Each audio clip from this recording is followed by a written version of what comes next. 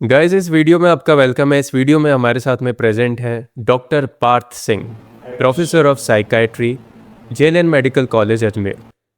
हम सबसे पहले तो पार्थ सर से ये समझेंगे कि साइकाइट्री क्या होती है। साइकेट्री मॉडर्न मेडिसिन की एक ब्रांच है जो डील करती है ह्यूमन बिहेवियर के साथ। साइकेट्री है ये एक यूनिक कॉम्बिनेशन है साइकोलॉजी के प्रिंसिपल्स का, मॉडर्न न्यूरोलॉजी का और जनरल मेडिसिन का। बहुत बार ये पूछा जाता है कि साइकेट्रिस्ट और साइकोलॉजिस्ट में क्या डिफरेंस होता है। डिफरेंस ये होता है कि साइकेट्रिस्ट बेसिकली एक डॉक्टर होता है जो कि ट्रेंड होता है न्यूरोलॉजी, साइकोलॉजी और जनरल मेडिसिन के सिद्धांतों में, और वो आपको ना केवल काउंसलिंग के माध्यम से बल्कि दवाओं के साथ भी आपको आपके मानसिक बीमारियों को ठीक कर सकता है। गाइस, इस वीडियो में हम डॉक्टर पार्थ से जिस टॉपिक पे बात करने वाले हैं वो टॉपिक है how to handle toxic guys in front of females.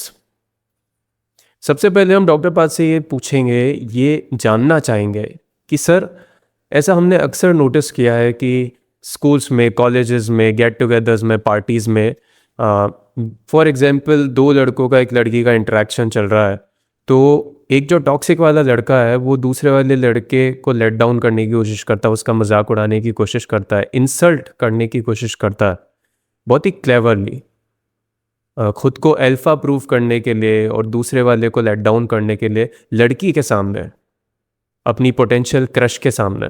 ऐसा वो जो टॉक्सिक लड़का है वो करता ही क्यों है? सर, इसके बारे में समझाएं। यश, बहुत ही इंटरेस्टिंग सवाल पूछा है आपने। और अक्सर ये देखा जाता है ऐसी गेट टुगेदर्स में जहाँ पे एक फ़ीमेल होती है और एक से ज़्यादा मेल्स होते हैं, तो कई बार ऐसा होता है कि एक जो मेल होता है वो अपना अटेंशन पाने के लिए या फिर अपना अप्रूवल पाने के लिए या उसको इम्प्रेस करने के लिए दूसरा जो मेल है उसकी बुराइयाँ करता है इनडायरेक्टली, या उसको लेट डाउन करने की कोशिश करता है और डोमिनेट करने की कोशिश करता है पूरे इंटरेक्शन में। तो देखिए, आपके सवाल का जवाब ये है कि लाखों साल का जो एवोल्यूशन है कहीं ना कहीं उसका परिणाम है।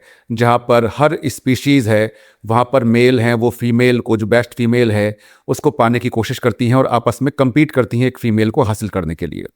अब क्योंकि हम एक सिविल सोसाइटी में रहते हैं तो जाहिर सी बात है कि खून खराबा तो होता नहीं है, तो हम क्या है कि अपने वर्बल मीन्स से, यानी कि अपनी बातों के माध्यम से हम किसी फीमेल को इम्प्रेस करने की कोशिश करते हैं, उसको हासिल करने की प्रयास करते हैं। ऐसी स्थिति में होता क्या है कि जो मेल अपने आप में लो सेल्फ एस्टीम का शिकार है, जो इन्फीरियरिटी कॉम्प्लेक्स का शिकार होता है, अपने बारे में जिसको इनसिक्योरिटीज़ होती हैं, अक्सर उसको कंपनसेट करने के लिए एक सहारा लेता है दूसरे मेल को डिमीन करने के तरीके से, या फिर उसका मजाक उड़ा के उसको कन्वर्जेशन में उसको नीचा दिखा के अपने आप को एक बेहतर मेल साबित करने की कोशिश करता है उस फीमेल के सामने जिसको वो अपना पोटेंशियल पार्टनर समझता है। आज सर, तो आपने ये तो हमें समझा दिया कि वो जो टॉक्सिक वाला मेल है वो इस तरीके से बिहेव क्यों कर रहा है, वो दूसरे लड़के की इंसल्ट करने की कोशिश क्यों कर रहा है, वो भी कंटिन्यूअसली। पर वो जो दूसरा वाला लड़का है वो इस टाइप की सिचुएशन को किस तरीके से हैंडल करे, उसके बारे में समझाइए। एक काम आप ये भी कर सकते हैं कि जो दोस्त आपके साथ इस तरह की हरकतें कर रहा है जो आपको नागवार गुजरती हैं और आपको लगता है कि that is going beyond and below the belt, आप उस कन्वर्जेशन के बाद उस दोस्त के साथ आप अकेले में प्राइवेटली बात कर सकते हैं जब वो लड़की आपके साथ नहीं है, और समझा सकते हैं कि इस तरह के व्यवहार से, इस तरह की बातचीत से आप बातचीत का माहौल ही ख़राब हो जाता है, तो आगे से आप इस चीज़ का ध्यान रखो। दूसरा ये भी है कि आप एक बेहतर इंसान साबित होकर इस सिचुएशन से अपने आप को ना केवल इसमें एक विनर के तौर पे उभर सकते हैं, बल्कि आप साथ साथ में इस सिचुएशन का फायदा उठाकर you can actually get to impress the girl.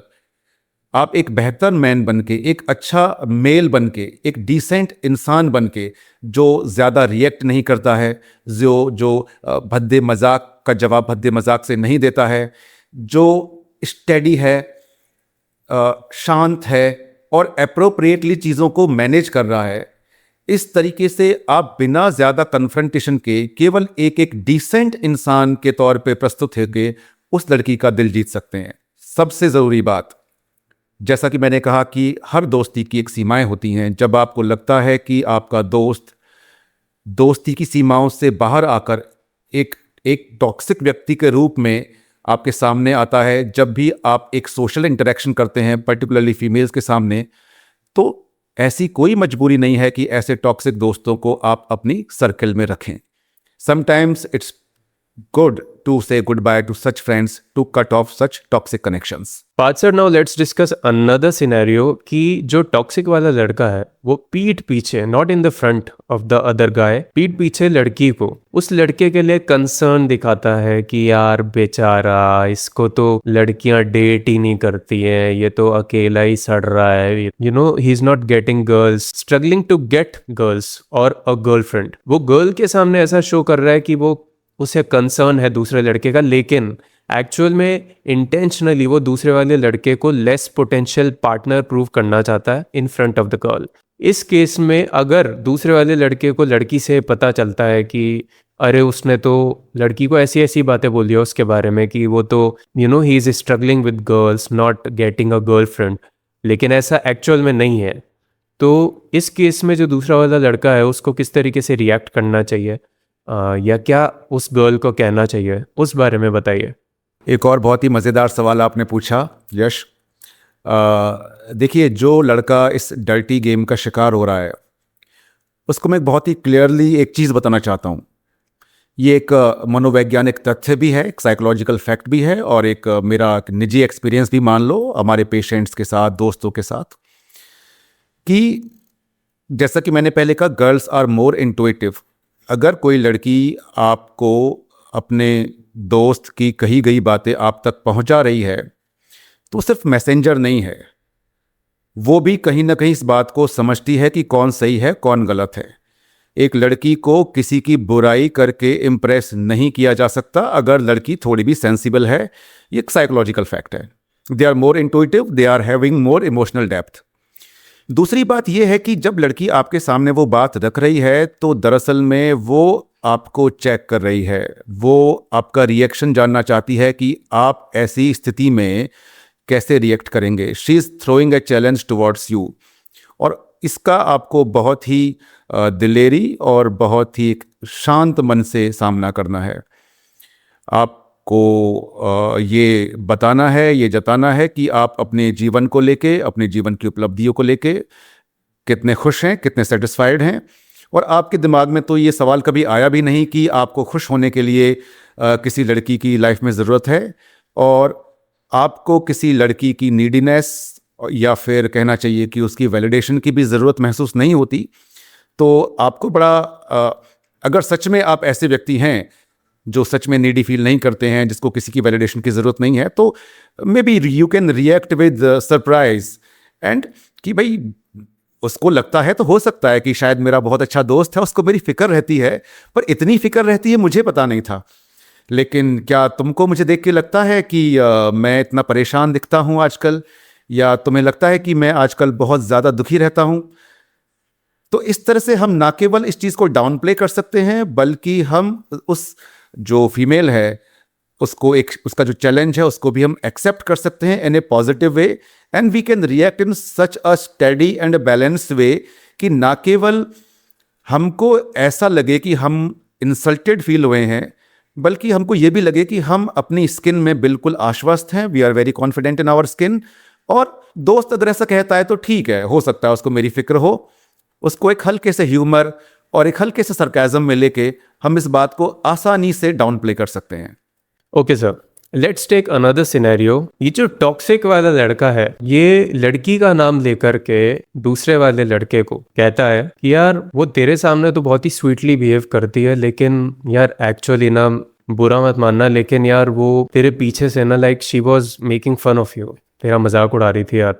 क्यों तू यार ऐसे लोगों के साथ में रहता है, ऐसी लड़कियों के साथ में रहता है, या ऐसी लड़कियों की कंपनी में रहता है जो तेरा मजाक उड़ाती है, या फिर तुझे बहुत ही ज़्यादा बोरिंग समझती है. एक्चुअल में उस लड़की ने कुछ भी नहीं कहा है, हमें ये पता है. तो इस केस में इस वाले लड़के को क्या करना चाहिए, कैसे रिएक्ट करना चाहिए, कैसे इस सिचुएशन को हैंडल करना चाहिए, उसके बारे में बताइए. ये बड़ा टिपिकल सिनेरियो बताया आपने, थोड़ा कॉम्प्लिकेटेड भी है, लेकिन सच बात तो ये है कि ये वास्तविक रियल लाइफ सिनेरियो है. तो जवाब तो मैं दूंगा इसका. देखिए, अगर बात यहाँ तक पहुँच जाती है तो अब हमको 3 लेवल्स पे सोचना पड़ेगा. आपके दोस्त के लेवल पे, लड़की के लेवल पे और अपने लेवल पे. अब डिसाइड करने की बारी आ चुकी है. जब दोस्त इतने स्तर पर गिर जाए तो क्या आपको लगता है कि वो आपका दोस्त बचा है? मुझे नहीं लगता कि अब वो आपका दोस्त बचा है।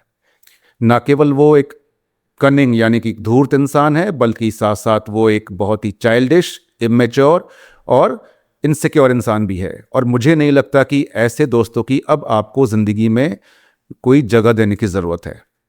दूसरा, अगर ये बात सुन के आप नाराज़ हो जाते हैं, आप गुस्सा होते हैं, तो कहीं ना कहीं ये आपकी पर्सनैलिटी को भी शो करता है कि आप इमोशनली कितने वीक और वल्नरेबल हैं।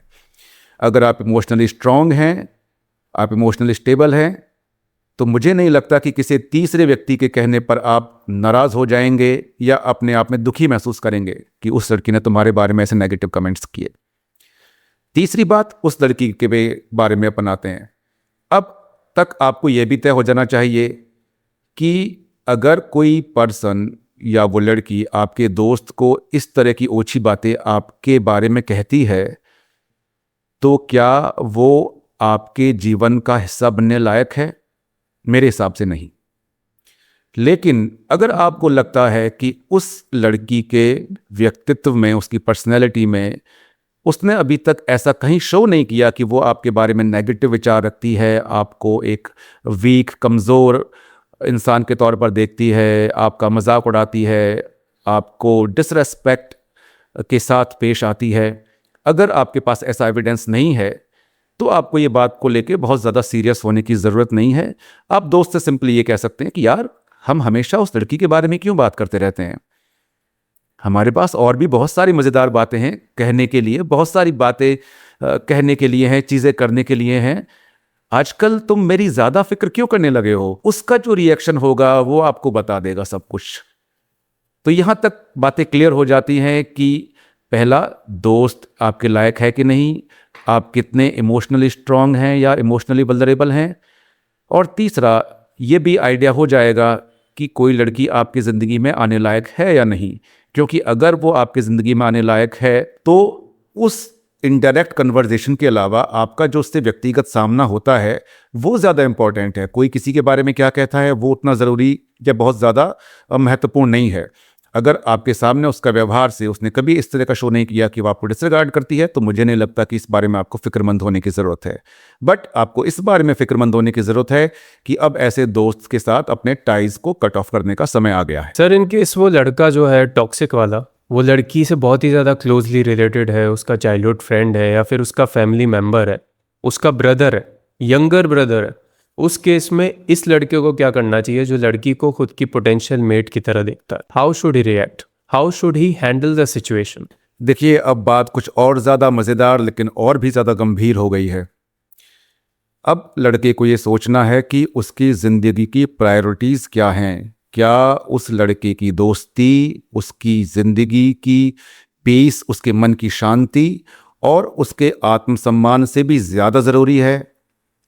अगर नहीं, तो उसे सोचना होगा कि अब जब स्थिति ये आ गई है, जबकि लड़की का वो एक बहुत क्लोज रिलेटिव है या एक बहुत अच्छा दोस्त है और लड़की उससे बहुत ज़्यादा इन्फ्लुएंस्ड है, तो जीवन उसको किस दिशा में ले जा रहा है। उसको ये भी सोचना होगा कि ये दोस्ती उसे किस दिशा में ले जा रही है, और अगर वो उस लड़की को अपना पोटेंशियल मेट या अपना पोटेंशियल पार्टनर के तौर पे देखने लगा है, तो जाहिर सी बात है कि कुछ ना कुछ ऐसी क्वालिटीज़ उस लड़की में होंगी। क्या वो क्वालिटीज़ हैं जिसके साथ वो उस लड़की को एक आइडियल मेट के तौर पे देख रहा है? क्या वो लड़की उसकी ज़िंदगी में इतना ज़्यादा मायने रखती है या उसके अंदर इतनी ज़्यादा क्वालिटीज़ हैं कि वो एक टॉक्सिक रिलेशनशिप को बर्दाश्त कर सकता है? दूसरा पक्ष ये भी है, अगर मान लो वो लड़की उस लड़के को भी एक पोटेंशियल मेट के तौर पे देखती है या नहीं देखती, ये मानना भी ज़रूरी है। अगर लड़का ये देख रहा है, जो कि जिसको हम एक विक्टिम कह रहे हैं इस डर्टी माइंड गेम का, अगर वो लड़का देख रहा है कि लड़की उस अपने जो क्लोज रिलेटिव है या उसका जो बचपन का दोस्त है उससे बहुत ही ज़्यादा इन्फ्लुएंस्ड है, उसकी कोई इंडिपेंडेंट ओपिनियन नहीं है, तो उसको सवाल पूछना चाहिए कि क्या ये मेरे लिए एक पोटेंशियल लाइफ पार्टनर हो सकती है? मेरे हिसाब से तो नहीं है, क्योंकि अब मामला सिर्फ फ्लर्टिंग दोस्ती तक सीमित नहीं रह गया है, आपने कहा कि वो उस लड़की को एक लाइफ पार्टनर के तौर पे देखने लगा है। तो क्या वो एक टॉक्सिक रिलेशनशिप के साथ उसको एक्सेप्ट कर सकता है? दूसरा, अगर उस लड़की में इतनी ही क्वालिटीज़ हैं कि वो उसको एक पोटेंशियल मेट के तौर पे देखता है, तो जाहिर सी बात है कि लड़की इस बात का ज़रूर ध्यान रखेगी कि उसके टॉक्सिक रिलेटिव या उसका जो टॉक्सिक दोस्त है वो उनके रिश्तों में कभी आड़े नहीं आए, और अगर आड़े आता है तो इस मामले में जिम्मेदारी उस लड़की की बनती है कि उसको अपने संबंध के बीच में आने से रोके। डॉक्टर पार्थ, हमने जो सिनेरियो डिस्कस किया है कि एक टॉक्सिक लड़का लड़कियों के सामने दूसरे लड़कों को परेशान किया करता है या उनको लेट डाउन करने की कोशिश करता है, इंसल्ट करने की कोशिश करता है, उनको पोटेंशियली कम प्रूव करने की इन फ्रंट ऑफ द गर्ल्स कोशिश करता है। इस सिनेरियो के लिए आप फाइनली उन लड़कों को क्या सजेशन देना चाहेंगे जो इस टाइप के टॉक्सिक लड़कों को फेस करते हैं अलग अलग जगहों पर, अलग अलग टाइम पर? तो मेरा संदेश ये है कि सबसे पहली बात, आप अपने स्किन में कॉन्फिडेंट महसूस करिए। आपका कॉन्फिडेंस ही आपका सबसे बड़ा गहना है, आपका आर्मर है जिसको किसी की बुराई या किसी का लेट डाउन करने का प्रयास उसको भेद नहीं सकता है। जो आपकी बुराइयां करते हैं या आपके साथ डर्टी गेम्स खेलते हैं, ख़ास तौर पे महिलाओं के सामने, उनके चेहरे का मास्क आपका कॉन्फिडेंस और आपका व्यवहार अपने आप ही उतार देगा। दूसरी बात, जो लड़की समझदार है वो खुद ब खुद समझ जाएगी कि आपके साथ क्या खेल हो रहा है, और सूनर और later she will realise and she will know the truth. सबसे ज़रूरी बात, आपका आत्मसम्मान और आपके मन की शांति आपकी सबसे बड़ी प्रायोरिटी होनी चाहिए।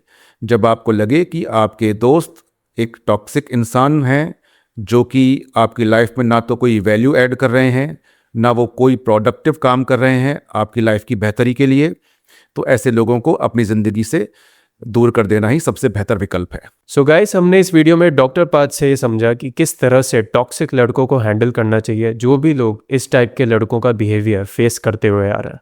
मिलते हैं नेक्स्ट वीडियो में एक और एक्साइटिंग टॉपिक के साथ और एक्साइटिंग गेस्ट के साथ। Thanks for watching.